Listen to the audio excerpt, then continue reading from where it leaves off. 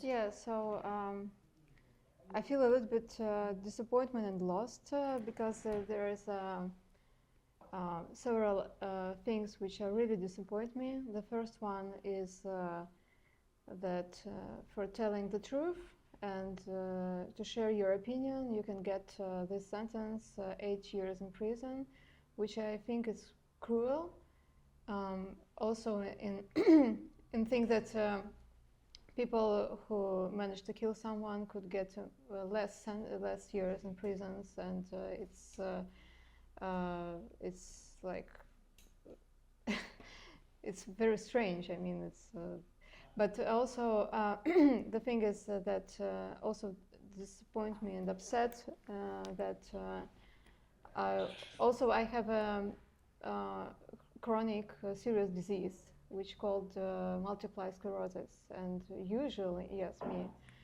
When you have such a disease, the court take it into account, and they could charge you like a home arrest or other things. So, but they put in consideration your medical report. I provide all medical reports through my lawyer to the court, but they didn't take it in account. So they still want to put me in a jail for 8 years, and it's a big sign of dehumanization, for my opinion. And also, like, we need, I think, to mention that our like family was я не как обыски. Like we like searches. It was searches with like special Russian police is coming at 6 o'clock in the morning, breaking the door, putting you on the floor, threatening you for 6 hours, doing like this with all your entire house. Yes, and this is also like what you understand that your action is affecting someone who you love or something like this. How do you feel? How do you feel? Well, you know, I always comparing. So I have now a collection of sentences. So first criminal case I spent in penal colony, second spent in house arrest, which was completely different experience because it's like house arrest is about self-censorship, not actual locking you in the cell, and this is, for my opinion, very, very dangerous. Yeah, because like you used to like censor yourself and do not open the door of your old house. And this third one we all have in absentia. That means that we are physically, like our bodies are not physically in the country, but the country is like working on us. So the state is working on our activities, not in the country.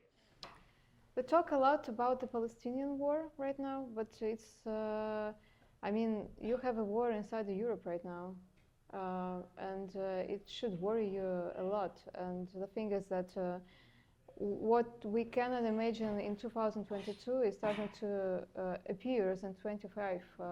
I mean, like 20 drones which crossed the border of Poland, or two army forces with the airplanes, they crossed Estonia.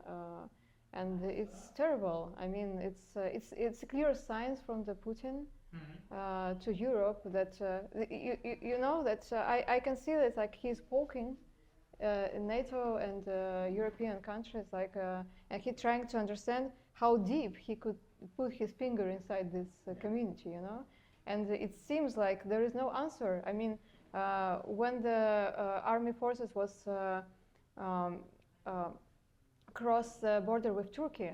Maybe you know this, it was in 2017. These airplanes, they were shut down immediately without any questions. And it was a very nice sign, like you cannot do that, like you cannot cross the borders. When Russian army, they cross the borders of Europeans, there is nothing done, you know. It's scary. The thing is that the values which Putin trying to build inside our countries, and he wants to produce the values also in European countries. it's actually a mold, you know?